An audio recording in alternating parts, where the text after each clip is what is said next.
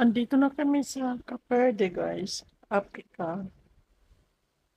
Ito yung mountain nila. Ang ganda. Parating na kami sa harbor. Second time namin dito.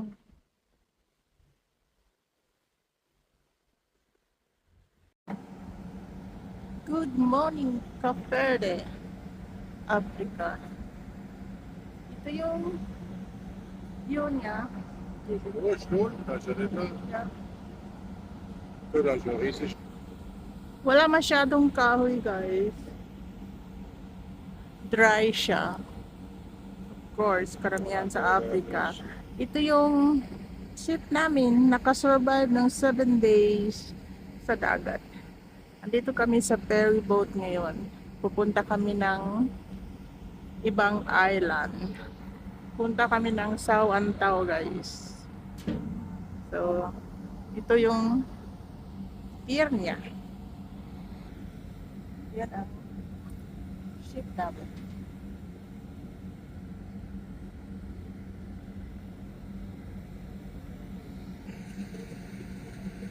Yun ang terminal talaga namin. Yun ang boat namin. So, andito kami sa kabila. Ang dami ng taong lumabas. Iba-iba ang excursion namin ngayon. Meron dito lang sa city ng Capo Verde. At ang yung iba naman ay pupunta ng ibang isla. So kagaya sa amin, punta kami ng ibang isla. Maganda yung mga painting nila doon. Wall painting. Diyan kami galing. Pier namin. Ito yung view ng center. Ang ganda-ganda.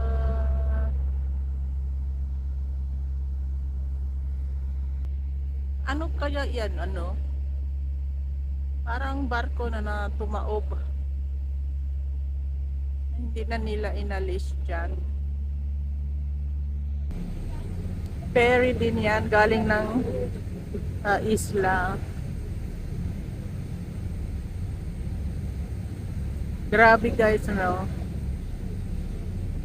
Yung lugar nila, napaka-dry. Ang hirap daw talaga dito ng tubig. Kaya magpasalamat talaga tayo na nasa Pinas tayo. Na meron talaga tayong tubig. Meron silang ano dyan, oh. Isla na tumubo lang dyan sa gitna ng dagat.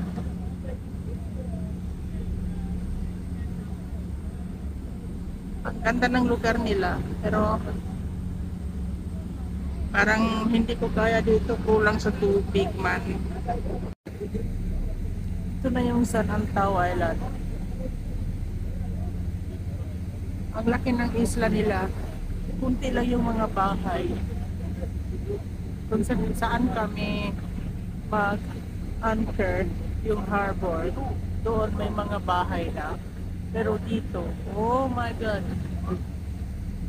wala talaga. Diyan kami galing. Nandoon yung barko namin sa Capo Verde. Kaninang maga, dito kami pumasok. Dito na kami sa Atlantic Ocean.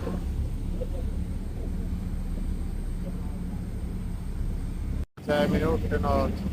Yeah. Andito na kami guys sa Sant Antao Island. Meron ng mga building dyan at saka meron na ring mga green. May mga kahoy nang nakatubo.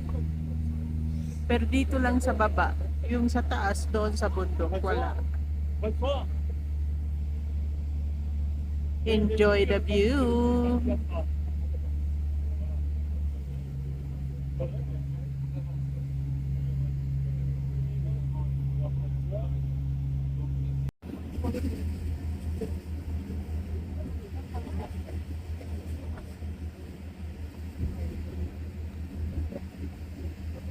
Waar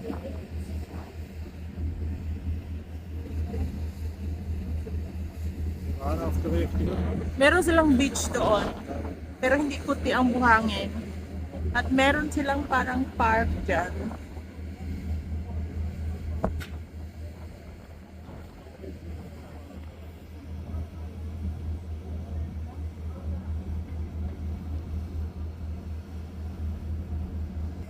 Yan ang harbor namin. Diyan kami magla-landing.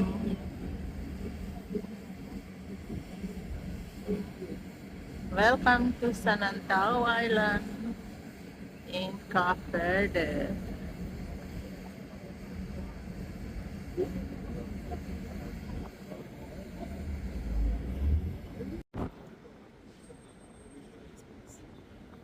Ito yung harbor nila. Ang ganda, ang laki, may protection sa alon at saka sa tsunami. Ang ganda. Malinis, walang container.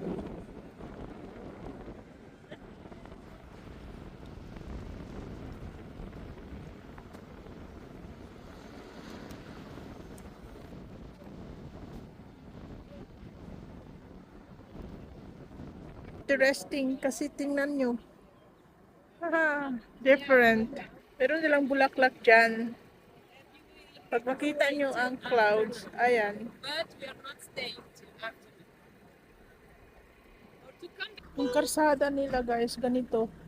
Puro bato all the way from the city to the mountain. Nakaka, Is Nebelodder? Is er nog Nebelodder? yeah. Nakaka-amaze yung ano, nung umakyat kami dito. Wala siyang ka-cloudy. Kaya nandito kami sa taas. Ayan, bigla. Halos wala ka nang makitang bundok. Ito yung green part ng Sao Antao. Meron silang cactus. Maganda sana, pero sabi naman talaga ng tour guide namin, karamihan talaga dito ay ang clouds ay kumakapal. Yan. Mag-tour kami ng bundok. Pero maganda siya guys kasi green na siya. Pero sa totoo lang, wala talaga silang ka-wild animal dito. Hindi naman siya malamig. Fresh yung hangin dito. Yung mga tao dito nakatira, kailangan talaga mag-ipon ng tubig kasi minsanan lang sa kanila yung ulan. Kaya mag-ipon talaga sila ng tubig dito. So, nagla-light na naman. Yung cloud, aalis, darating. Diba so amazing? Tapos yung kahoy nila is parang ipil-ipil, pero ibang klase naman. Similar lang. So makita na naman yung dagat ngayon. Umalis na yung clouds.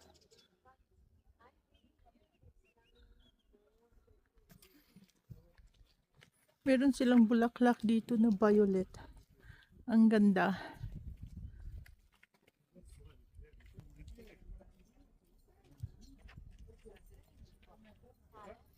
Ang bunga niya ang tigas. Ito yung bunga niya. Ayan ang bunga niya. Yun.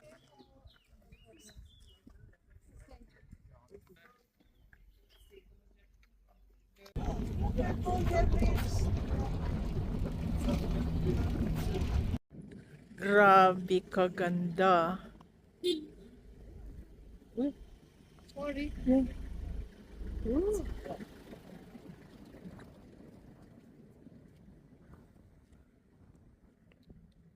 Specialist. It's very similar to May nakatira pa sa gitna ng ano, bundok.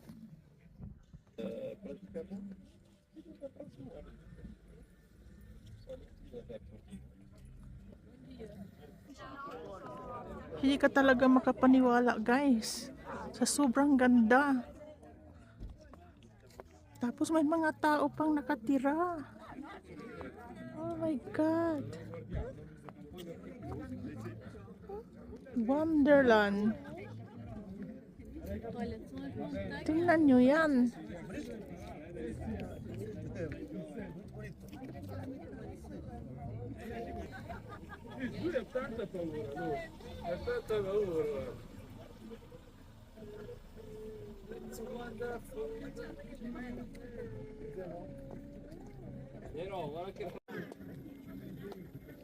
Olha, olha aqui.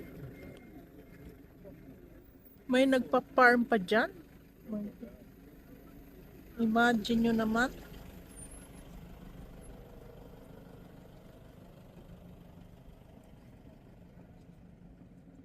Olha, quer ver o queijo totó? At least binigyan kami ng magandang weather. Olha aqui.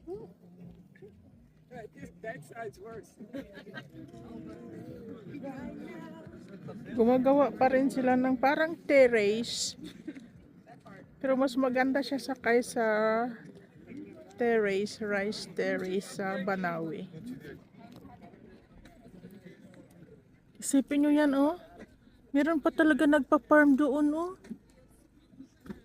My God, paano yan sila makaakyat dyan?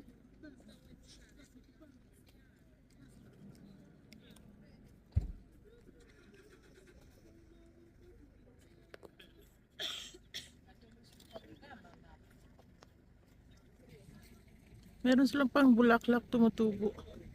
Guys, hindi.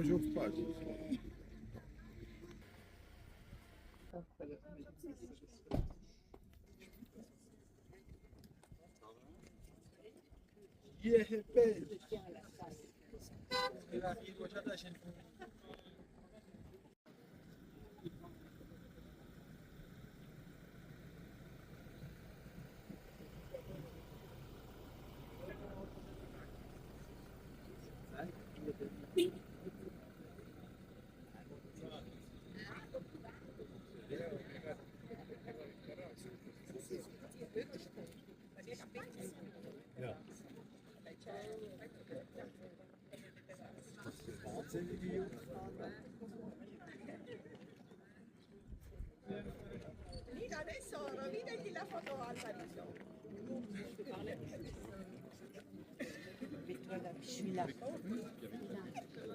Oh, c'est beau là. Oh, qu'est-ce que c'est beau.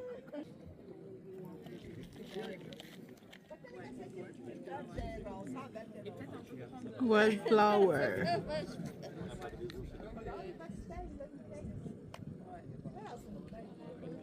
Ang dami pang mga village sa bundok dito.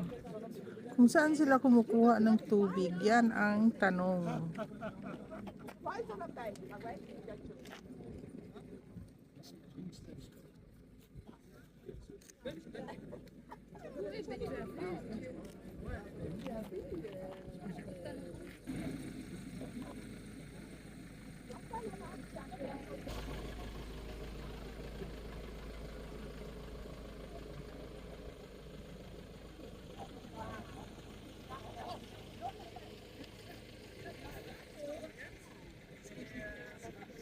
Tu as demandé.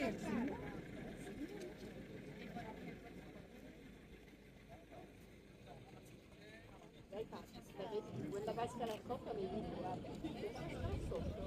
io ce l'ho molto più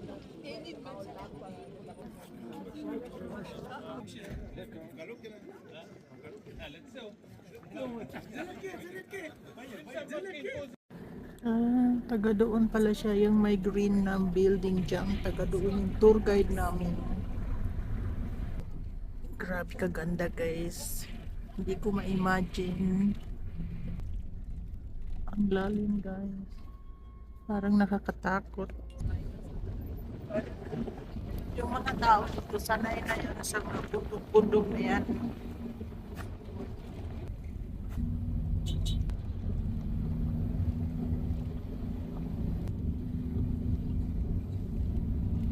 bananas. Meron silang saging at saka tuku, sugar cane. Yan, Yeah, kinakarga na we nila have the yung, asphalt. yung sugar cane. Yan, ginagawa nilang terrace para makatanim sila. Amazing. Banana. Meron din silang coconut.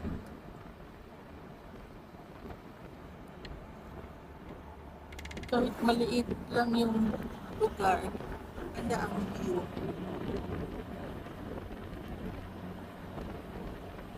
Ayan, yung sugar cane. Ginagawa nila.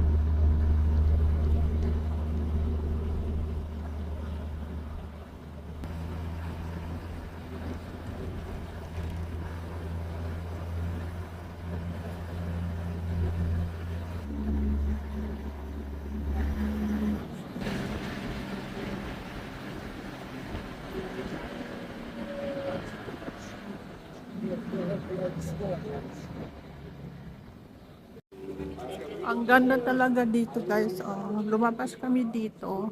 Nakikita nyo yung bundok na yan sa paligid. Lumabas kami dito kasi may banana plantation dito. Na ang ganda. Ang ganda-ganda. Meron silang bunga na saging dyan. Wow, so nice. Ayan, ang saging nila. Plantation nila. Ang lalaki ng bunga. Grabe. Ayan, pag nakita nyo yan, ang laki ng bunga. Ayan.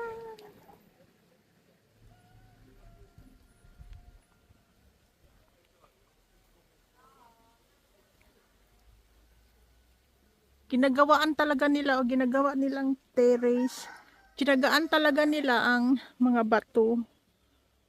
Kaya nakatanim na sila.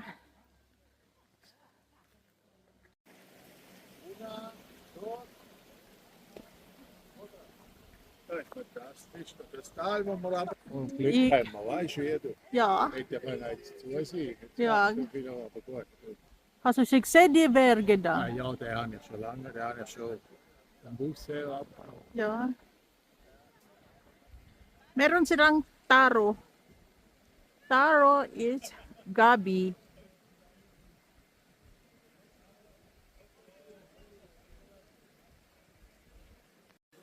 So, pwede ka maglakad galing dito, papunta sa taas talaga. Hindi lang nakalagay kung ilang oras. Pero malayo guys ha, kasi galing kami doon by car or by bus. Layo. Pero pwede ka mag-hiking galing dito. Ang dami nila dyang baho-baho or iring-iring. Hindi ko alam kung ano talaga yan sa English. Ang daming turista sa ngayon dito. At least may river sila dito. May tubig silang kunti. Kaya green itong side dito.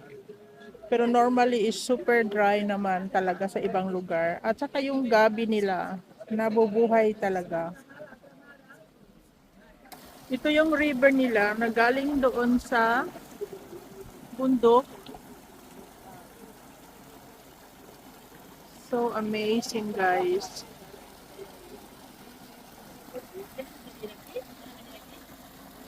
Tapos meron silang dahon ng nyug dito, ginawang dingding.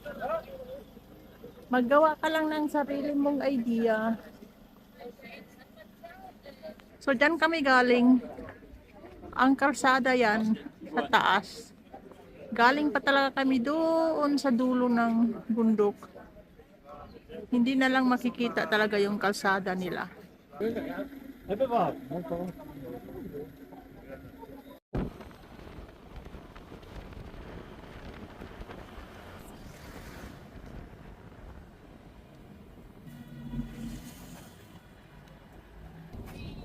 Ito yung sentro dito ng kabilang island.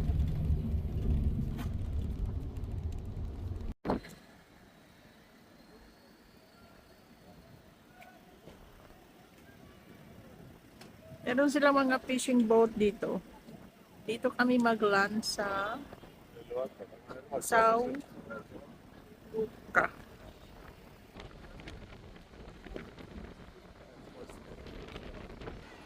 Ito yung mga boat nila.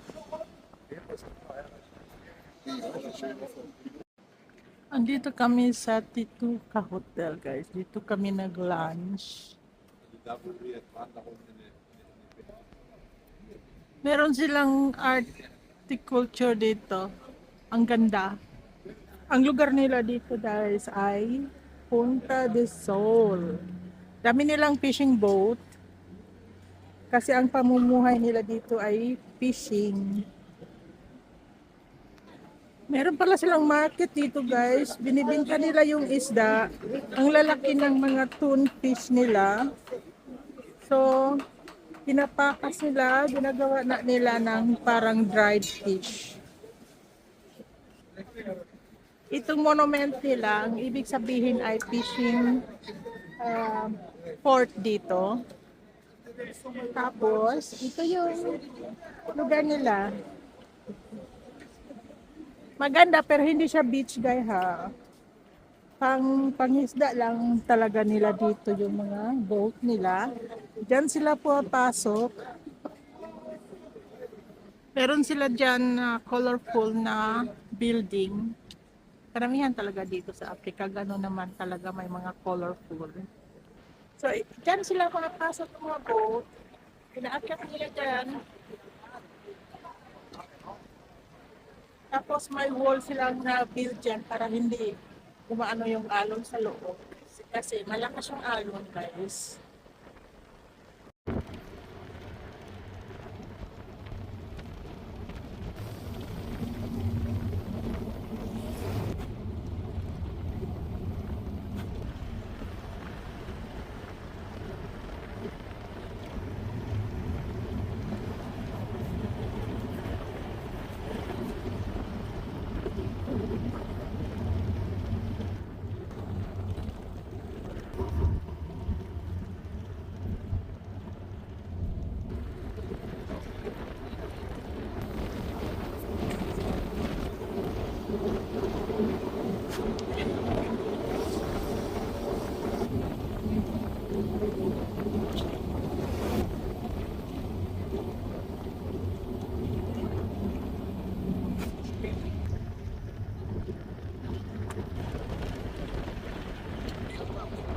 Yeah.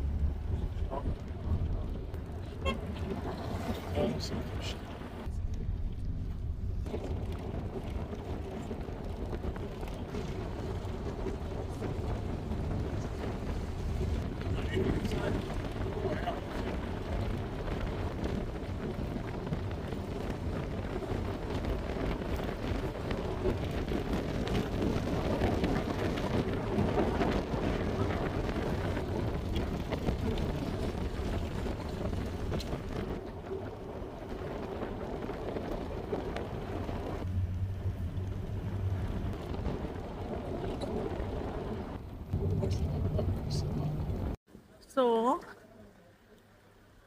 Mag-gram testing tayo. Ito yung pangalan ng tindahan nila. At ito yung farm nila na sugarcane. Nakita nyo, nasa bangin siya, pero ginawaan nila ng paraan. Paraan lang.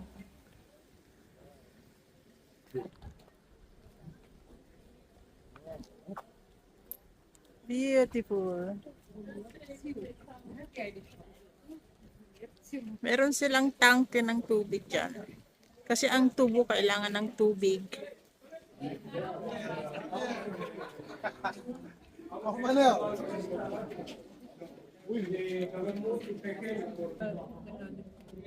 Maracuya.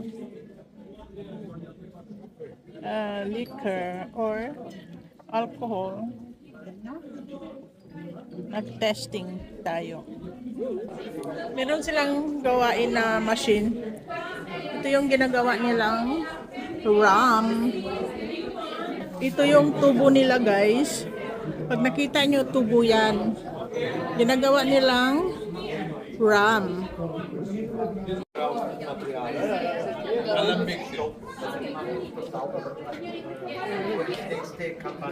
Ang init niya pa da, guys. Ginagawa pa nila. Ang dami din nilang papaya doon. Banana.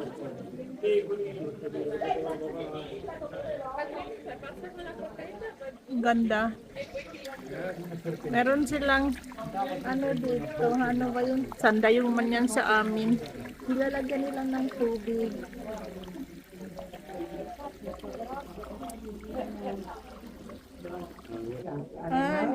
Ganun ang apoy nila, guys. Diyan ang apoy nila, niluluto nila ang ang tubo.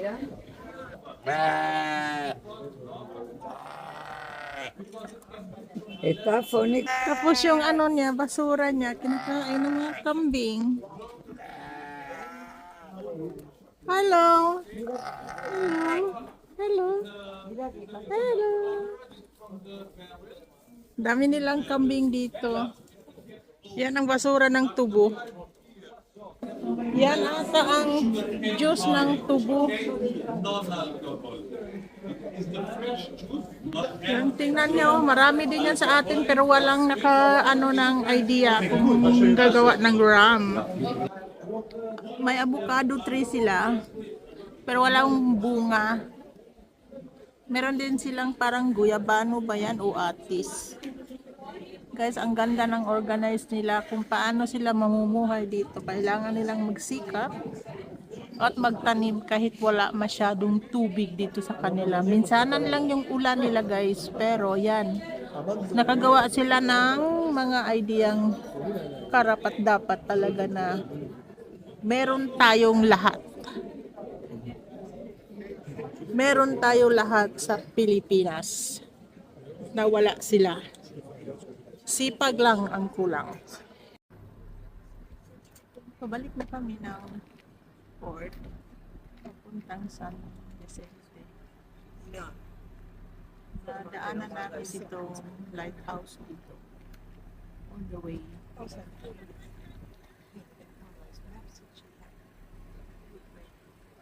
Ang ganda ng coastal area. Pabalik na kami ng barko.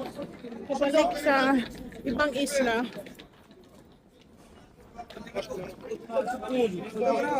Ang daming tao dito sa building na to galing ng kabilang isla.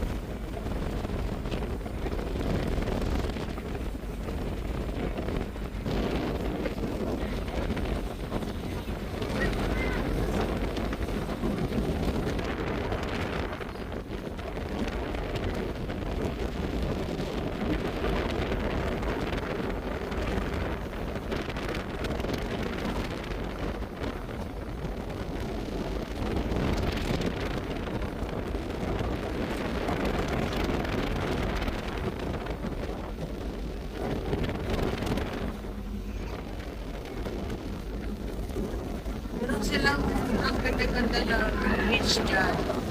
2 years ago, nakaligo kami dyan. Ano, buhangin ang tubig. At ang buhangin ay parang powder talaga. Ang ganda ng beach na yan.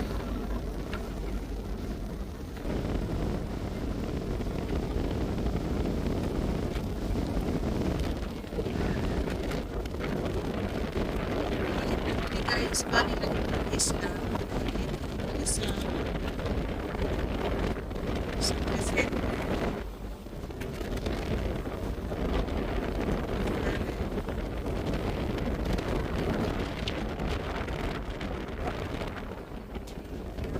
meron silang mga painting guys. Ang ganda-ganda. Buong building yan papunta doon sa harapan.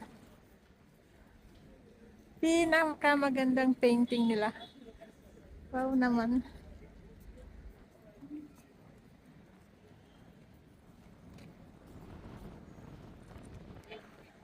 Grabe, ganito kaganda guys.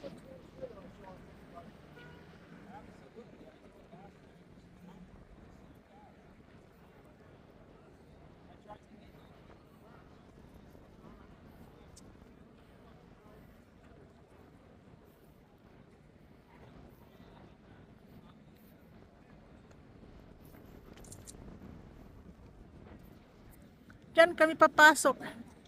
Papunta ng ano, ng ship.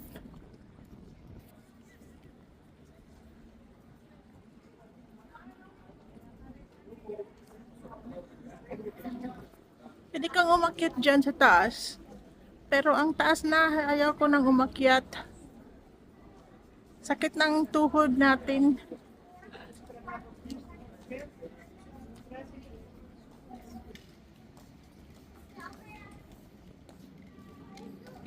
Grabe. Ang liwanag ng liwanag. Andito na ako sa loob ng barko, dito sa harapan.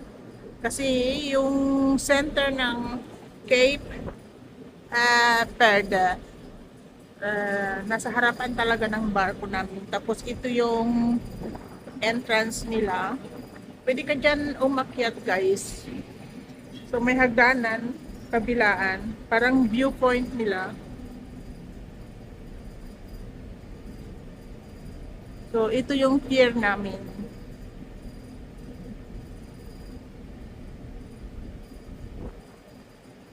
Cabo Verde. Yan ang sinakyan namin kanina, galing ng San Antao Island. Ferry boat. Mga 50 to 1 hour ang biyahe. So, paalis na kami ng 6 o'clock. Andito na kami lahat halos. Alas 6 kailangan nakapasok na lahat ang mga guests.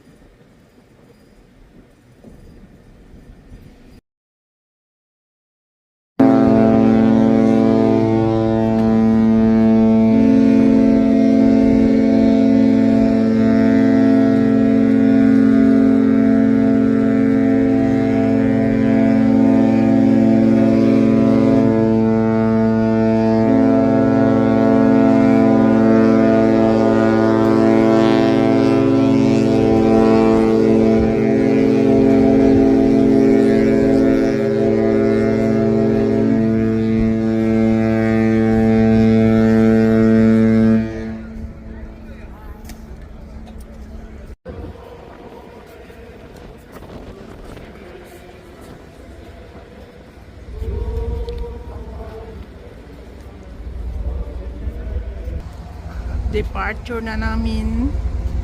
Nakaalis na kami ng pier. So, hapon na, alas 6:30 ng gabi. Ito na yung view niya na ang kulay niya ay parang gold. Bye-bye, Cape Verde. Salamat sa pina-experience mo kami ng magandang panahon, magandang lugar.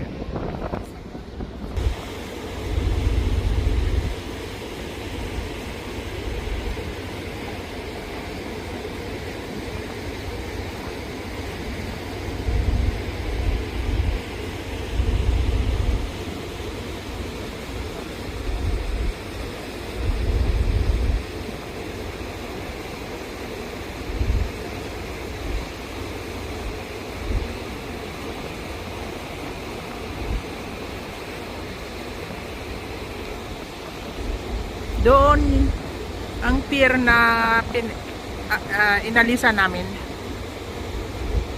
Grabe ang kulay guys, ang ganda-ganda.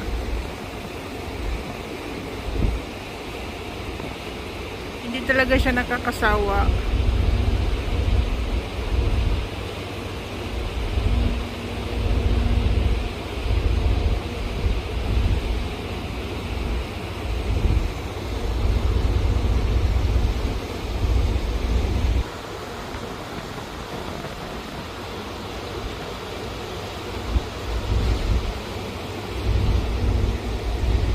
Kahit wala namang mga kahoy tumutubo, maganda naman din siyang tingnan. Pag sanay ka lang talaga sa mga green or maraming halaman or may tubig, parang naano ka lang. Siguro, okay lang ng isang araw sa akin dito. Pero, extra magbakasyon dito, parang hindi ata mangyari.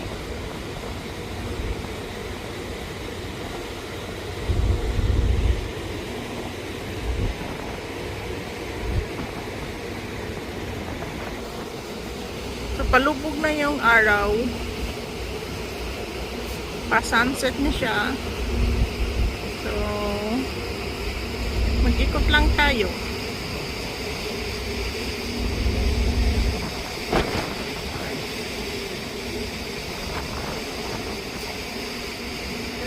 Lumalakas na yung hangin.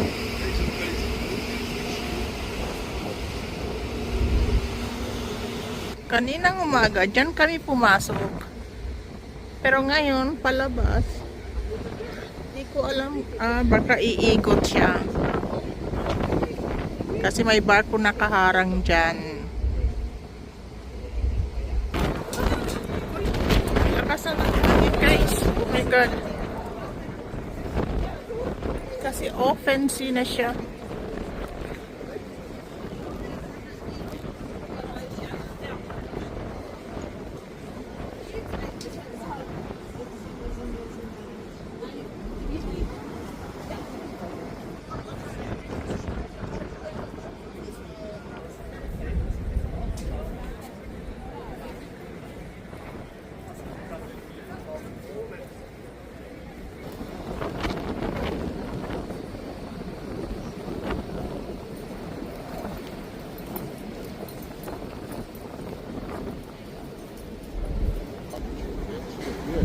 Oh ja. Maar die gaan het uit, want het kanaal is niet volledig.